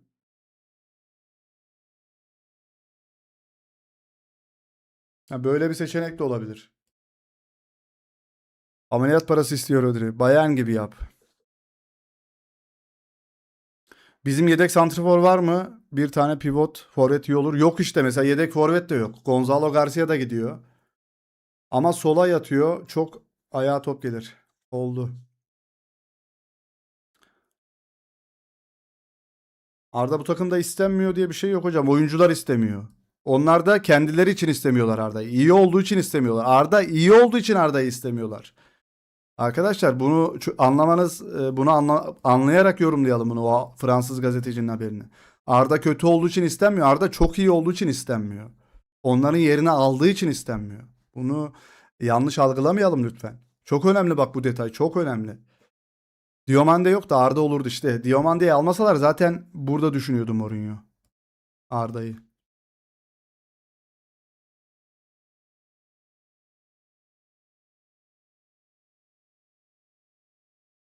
Zaten o da aynı şeyi demek istedi. Oyuncunun istemesiyle bir oyuncu gidiyorsa eğer o takım zaten profesyonel bir takım değildir. Ben de ondan bahsediyorum hocam. Klasik 9 transferi net yapılma. Bak çok doğru. Bir tane stoper. Bak bu Diomande'yi falan da almaya gerek yok. Rüdiger'in yerine bir adam alıyorsun. Bir defans sağlam. Çünkü bu iki bekin iyi bence. Özellikle Kukurea inanılmaz bir oyuncu. Bir tane de net klasik 9 numara Haaland. Charlotte'u bile alsan. Alvarez'i bile alsan. Şu Diomande'ye vereceğin parayı git Alvarez'e ver. Daha iyi. Yemin ediyorum bak. Mbappe gönderiyordu herkesi. Bence bir de kaleci kanımca. Kaleci evet Courtois'da da sıkıntı var. Ya Real Madrid işte çok yanlış yerlere hamle yapıyor. Bu transfer heyetinin başında kim varsa sıkıntı. Joselu boşta. Joselu olabilir evet. Sonradan adam Şampiyonlar Ligi şampiyonluğunda gol attı ya finalde değil mi Joselu? Joselu iki tane mi ne gol attı hatta. Mbappe gönderiyordu herkesi. Hocam Bastoni'yi öyle mi koydun? Çıkan haberlere göre aldım ve alınması gerektiği için koydum. Tribün alınacak. Evet Benfica'nın Real Madrid'e kafayla gol atan kalecisi. Onun haberi de vardı tribün. Valverde önceden Arda'yı övmüyordu. Valverde Arda'yı istemeyenler arasında zaten. Arkadaşlar.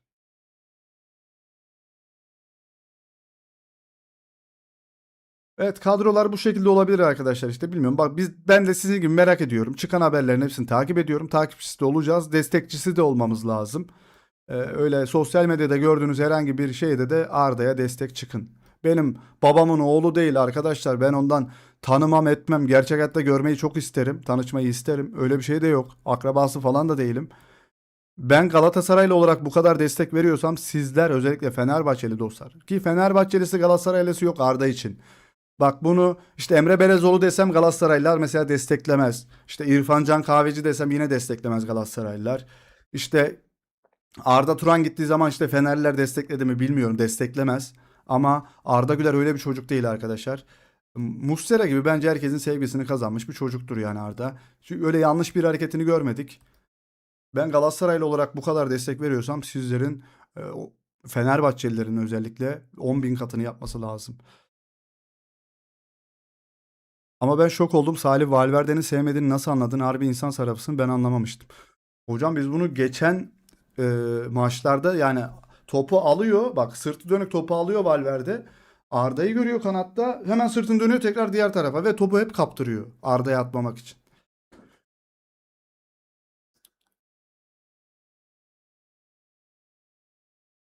Arkadaşlar siz neden Arda ile ilgili panik yapıyorsunuz? Arda 8-10'un göbeğinde oynayacak mesajı okudum da.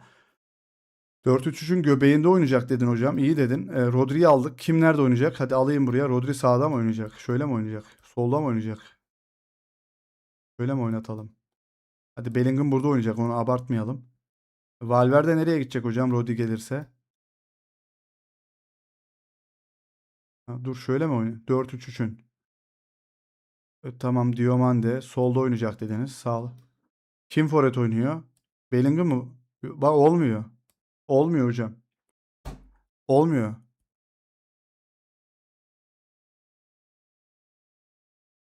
Bir de Endrick falan var. Endrick ama satılacak diyorlar. Haberleri okuduk az önce. Çünkü şişti yani dolduk. Gırtlağımıza kadar dolduk yani burada. Gitsin satılsın birileri. Olmuyor böyle. Böyle olmuyor ki yani. Valverde mi oynayacak? Ya forvet mi oynattıralım Valverde'yi? İmkanı yok. Yani bu burada bir şey de saçma oluyor yani. O zaman Vinicius Junior'ı yazacağız yani buraya. Bu Valverde yedek kalacak o zaman. Bu arada Diomande'nin yerinde oynar yani Vini gitmiyorsa eğer. Ki Bellingham'ı buraya yazıyorlar hep. Herkes buraya yazıyor. Adam hazırlık maçında bile Arda'yı burada oynattı hocam. Orta sahanın sağında oynattı. Mourinho e, Alcoron maçında Arda Güler'i burada oynattı hocam.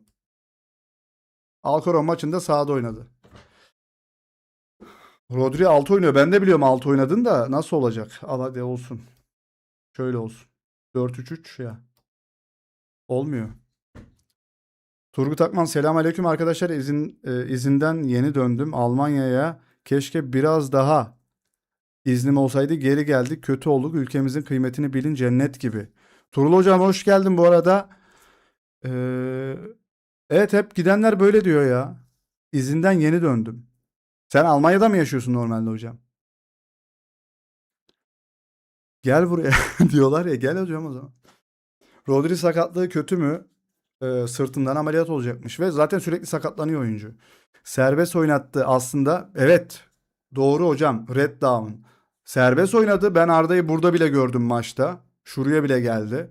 Buralara geldi. Şuraya geldi. Şu aralara girdi. Buraya geldi. Ama hiçbir zaman defansif olarak görev yaptırmadı Arbeloa gibi. Bu iyi bir şeydi bence. Arda Güler'in gücünü, kuvvetini defansta harcarsan ileride yapacağı sihirleri göremezsiniz arkadaşlar. O yüzden serbest oynadı, çok iyi oynadı ama asıl mevkisi buradaydı hazırlık maçında. O kadar altyapının oyuncunun olduğu yerde şöyle deneyebilirdin yani, Arda'yı ortada deneyebilirdi. Genelde Amsterdam ve Paris çok kötü diyorlar. Pis kokuyormuş. Evet, Paris'te falan fareler şehri yani arkadaşlar. Kedi falan olmadığı için bizde kediler hallediyor o işleri ya. Kedilere buradan selam olsun, Allah Allah. Kediler. Şöyle yeni haberler de var. Onlara da bakalım. Yavaştan da kaçalım zaten. Bu yüzden Arda Güler'in çok büyük oranda bir sirkülasyonda yeteneğinin sivrilmek yerine kaybolacağını kanaatindeyim. Mesajımın devamı. Eski mesajımdan devamım diyor. Göreceğiz. Real Madrid yakın zamanda Brahim Diaz'ın geleceğine karar verecek. Oyuncu takımda kalmak istiyor, AS gazetesi. Tamam, yedeksin kardeşim. 4-3-1-2 olabilir. Onu da denedik, yazdık. Arsenal Vinicius Junior'a kulüp tarihinin en yüksek maaşını teklif etmeye hazır. Londra ekibi Brezilyalı yıldız için yaklaşık 470 bin euronun üzerinde maaş içeren bir sözleşme sunacak. Haftalık 470 bin euro. Ne kadar ediyor lan bizim parayla?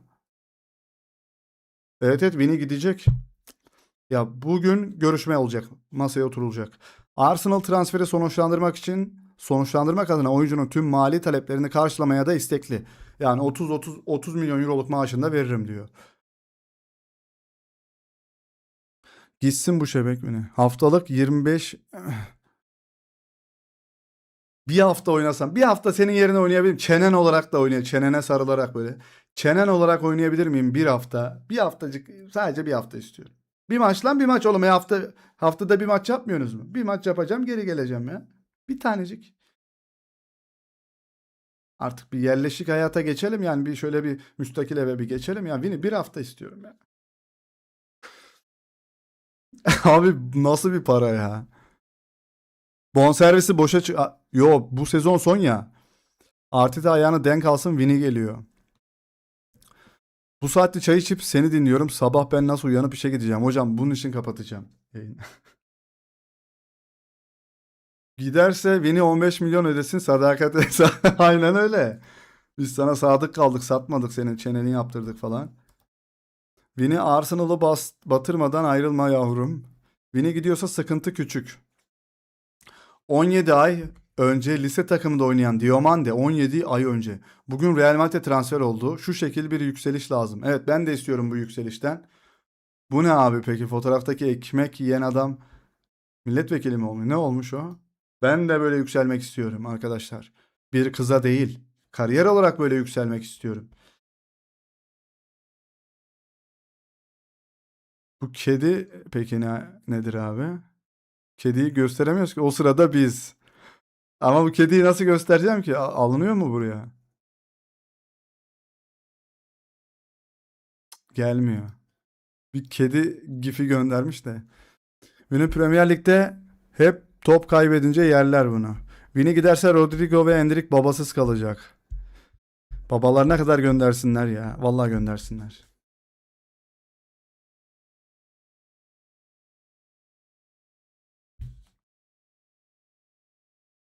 Evet dostlar, haberlerimiz de bu kadar ya. Biz de yavaştan kaçalım. Onlar da gider tam yazıyordu. Onlar da gider tam yazıyordu bende. Endrick ve Rodrigo da gitsin. Endrick de gidecek, satış listesinde sanırım. Satacaklar oyuncuyu. Hepsi belli olur bu ay içinde arkadaşlar. Ağustos ayı patlar yani. Ağustos ayının ilk 2 haftası patlayacak gibi gözüküyor. Salih, eski Vini ile yeni Vini'nin yapay zeka videosu vardı. Komik, açar mısın? Video açamıyoruz. Telif yiyoruz hocam. Ama biliyorum videoyu. Dünya Kupası'ndan sonra Brezilyalıların havası söndü şükür. Benim paramı göndersinler. Benim paramı göndersinler. Ne bir pantolon alabiliyorum, ne bir tişört alabiliyorum. Evet, o adamı biliyorum. Lan onu ben eskiden onun sesini yapıyordum. Her şey Aziz Yıldırım'a kayıyor benim ya, taklitlerin hepsi. Vini giderse Haaland bombası gelir mi acaba? Gelmez. Seneye o büyük ihtimalle. Seneye alacaklar Haaland'ı büyük ihtimalle arkadaşlar. Arda Güler Hull City yolunda. Uyan yeğen uyan. Son Osmanlı. Excel'in hesabı olabilir o. Uyan yeğen uyan. Ezel. Anketi bir bitirelim. Bitirdik anketi. Arda Güler'in durumu ne olur? Net ilk 11 %51 ile birinci sırada çıkmış. Yedek kalır %42 ile ikinci sırada. Like at %7. 276 oy kullanılmış. 158 like var. Ben de bu yayını kapatırım. Falan diyormuş. Güç zehirlenmesi yaşayıp yayını kapatayım mı ya? Güç zehirlenmesi yaşayıp. Anketin yarı yarıya çıkması ilginç. Evet, işte insanlar düşünüyor arkadaşlar. Arda Paris Saint-Germain'e kiralansa iyi olmaz mı? Süper olur. Ama Vini de Endrick de kiralandı, bak geri döndü, yine istenmiyor. Like atmıyorsunuz ya, beni üzüyorsunuz. Vallahi üzüyorsunuz ya. Bir insanı üzerek uyutmanız ne kadar doğru olabilir? Düşünsenize böyle bir duygusu. Şimdi ben ağlayarak uyuyacağım. Bunun farkında mısınız arkadaşlar? Like atmadığınız için.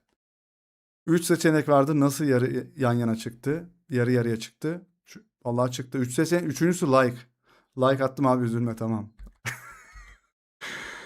Oo, Menisküs Junior çalışıyor. Abi çenen yok ki senin bir defa. Ben seni tanıyamıyorum yani. Vallahi tanıyamıyorum. Çeneni düzelttir. Ben istemiyorum böyle çenesi olan adamı. Ona bakarsan Arda en başta yanlış yaptı. Barça'da olacaktı. Çok fazla defans var, hala defans transferi istiyorlar. Defans yok hocam. Defans var da çöp defanslar var. Bu Vini'ye Survivor lazım. Diktatör Salih Pape güç zehirlenmesi. Son dakika Jose Mourinho Eduardo Camavinga ile konuşmuş ve ona dakikalar almasının çok zor olacağını söylemiş. Ona doğrudan söylemiş. Kulüp onun için seçenekler arıyor ama şimdilik oyuncu ayrılmak istemiyor. Allah, adam son anıma kadar duracağım diyor. Camavinga keşke GS'ye gelse. Mbappe, Bellingham, Diomande, Arda, Rodri, Valverde, hocam bu olacak. Oğuz Bey valla, Mbappe, Bellingham forvet mi oynayacak diyorsun? Kamavinga da giderse Arda'nın yoldaşı kalmıyor, evet. Ama gitmesi gerekiyor onun da. Kamavinga'yı satmak istiyorlar. Oyuncu gitmiyor hocam.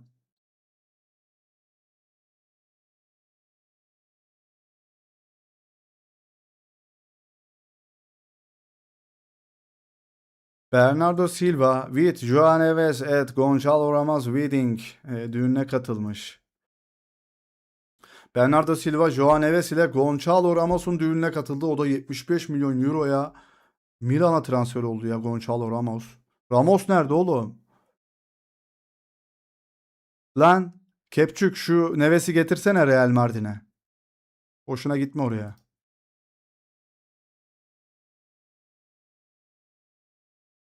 Dört üç üç diyor işte Bellingham merkez. İşte Bellingham'ın merkezi olduğu yerde ben yokum ya. Evet dostlar ben de yavaştan gidiyorum. Müsaadenizi isteyeyim. Geceniz güzel olsun. Teşekkürler bizi izlediğiniz ve dinlediğiniz için. Güzel bir yayın oldu. Teşekkürler hediye fikirleri. Eyvallah kesene bereket. Bir futbolcunun parlaması takımın da işine gelmeli. Bunu tehdit gibi görmek yerine avantaja çevirselerdi e, hiçbiri dört gibi kupasız kalmazdı ortada diyor. Doğru ama adam takım arkadaşının yükselişini kıskanıyor işte olmuyor. Selim hocam buralardasın yazmıyorsun. Hoşça kal görüşürüz. Teşekkürler bu arada hediye fikirleri eyvallah. Destekler önemli arkadaşlar. Böyle destekleri de bekliyoruz her daim. Yapacak bir şey yok. Durumlar vahim. Şu konfetiyi de patlatalım hocam. Görüşürüz.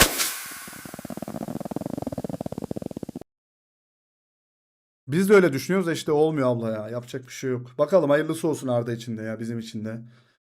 Evet sonraki videolarda ve yayınlarda görüşmek üzere arkadaşlar. Bundan sonra yayın kesitlerinde shorts atacağım. Süper Lig kanalımızın linki de orada lütfen arkadaşlar. Oraya da abone olursanız oraya da emek veriyorum. Çünkü video üretiyorum oraya da. En azından Süper Lig'i de benden takip etmiş olursunuz. Bakalım. Kendinize iyi bakın o zaman. İyi geceler diliyorum arkadaşlar. Hoşça kalın. Geceniz güzel olsun. Allah rahatlık versin hepinize. Son dakika bir haber daha geldi ama onu zaten söylemiştik. Bay bay. Bay bay. Bay bay. Sü. Ama suyla değil oğlum Arda Güler'le biteceğiz. Ben neler yapıyorum yine ya.